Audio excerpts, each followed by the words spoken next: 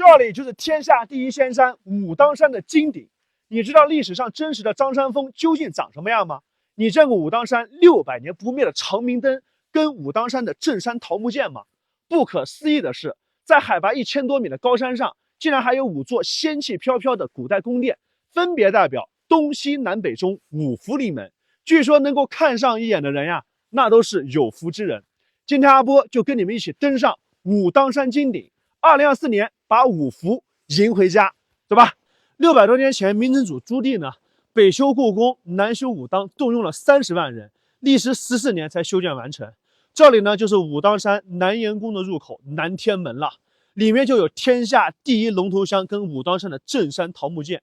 据传说呢，这里也是人界跟仙界的分界线，只要跨过这道石门，就能够一步登仙了。我们现在呢，也从这里跨过去，一步登仙。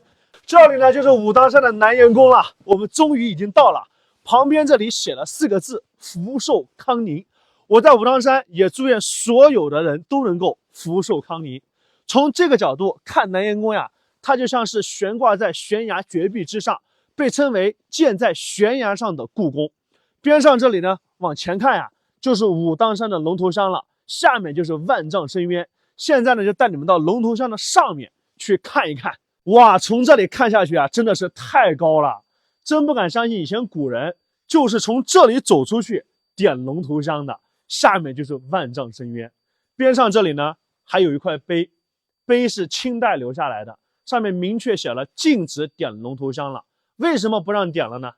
更多的其实还是出于对大家的安全的考虑。你看这里走出去啊，确实是有点危险，还是赶紧过来吧。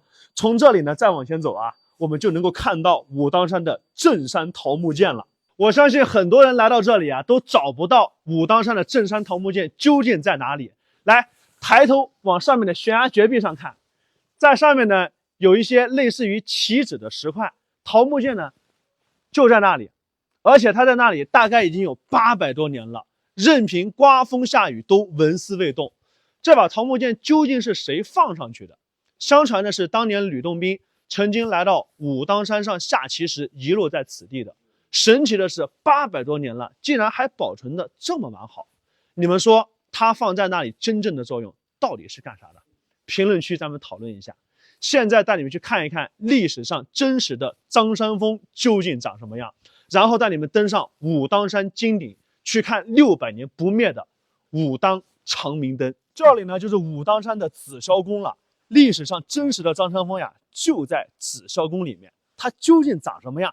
现在就带你们去看一看真实的张山峰。走。你们看，这就是明朝留下来的张山峰张真人的塑像，他头戴草帽，身着道衣，面相慈祥。你们有没有觉得他跟我们的某位电影明星长得非常的相似啊？张山峰呢是辽宁阜新人，原名叫张君宝，道号山峰。你们仔细看一看，张山峰的左手似乎好像是断的，上面胳膊这里呢明显可以看得出来。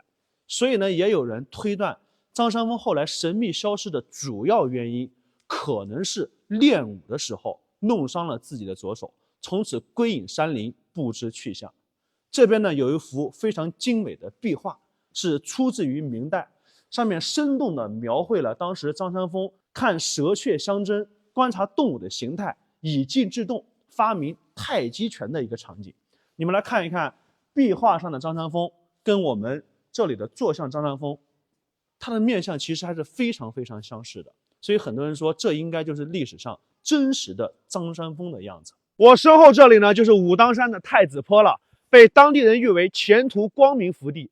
相传晋乐国的太子曾经呢来到这里，受到了紫气元君的点化，在此修行。他曾经呢一度心灰意冷，想要下山。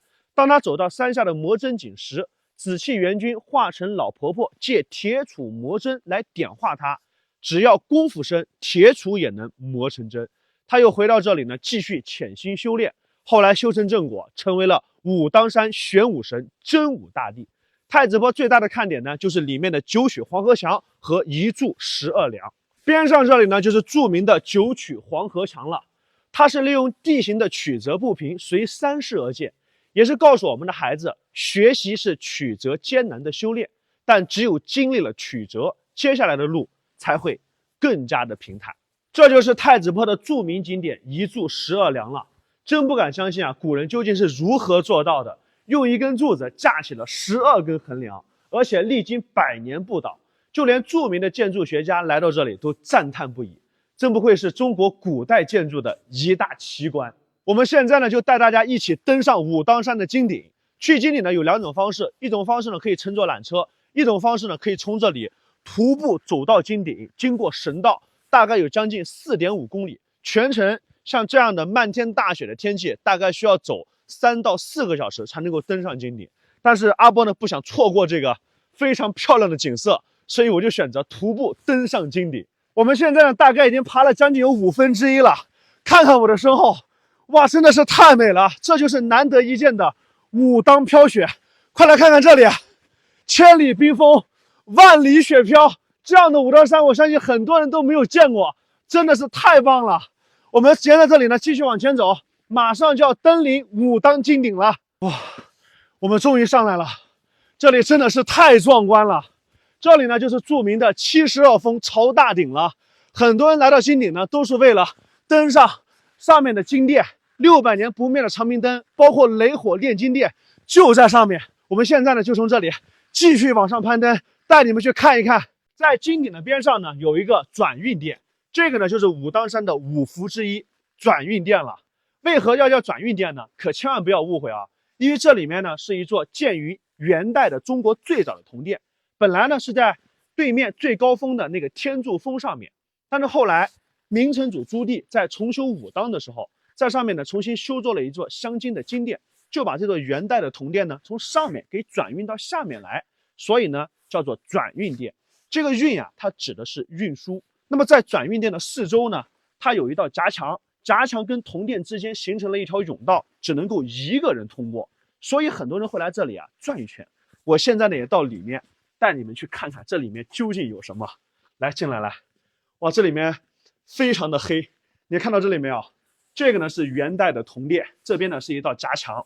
我现在呢就走到这个夹墙里面，带你们去转一圈。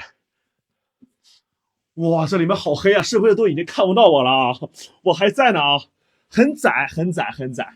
我们的这个画面已经基本上都看不到了。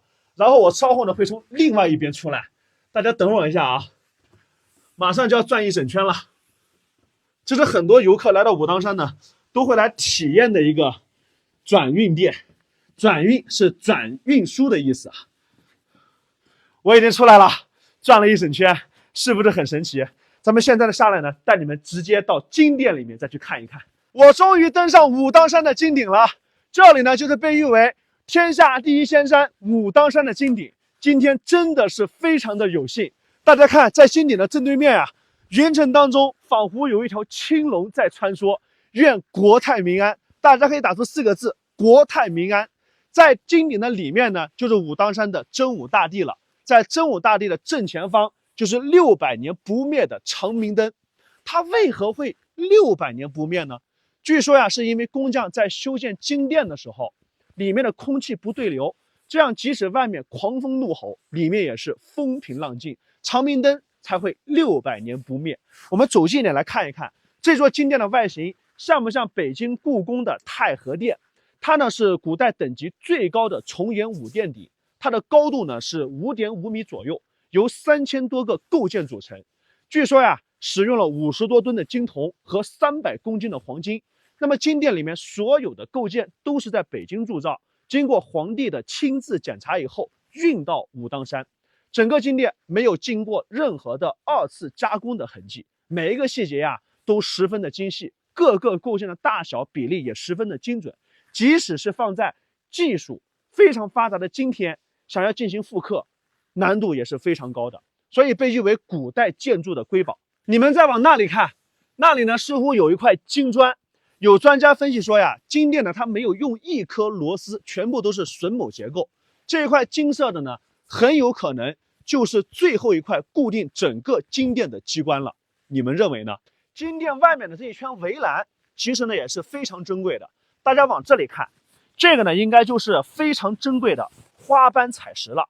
我只在3个地方呢有见过，一个呢是北京故宫，一个是和珅的家里头，另外一个就是武当山的金顶了，它是5亿多年前寒武纪燕山时期火山喷发的火山岩、凝灰岩形成的，是我国呢非常罕见的海蚀地貌当中不可多得的珍品。主要呢有3种颜色，你们过来看一看呀，黄色、褐色还有白色，有非常高的历史文化价值。据传说呢，当年女娲补天，包括秦皇拜石，跟花斑岩就有一定的关系。如果现在想看到完整的花斑岩的话，你只能去一个地方，就是山东的威海，还有幸能够看到它的原始。但是大家呢对武当金顶最好奇的应该就是天下奇观雷火炼殿跟海马吐雾了。那传说中的雷火炼殿到底是怎么样的呢？关注阿波，下期视频我带你们一起去感受武当山天下奇观雷火炼金殿。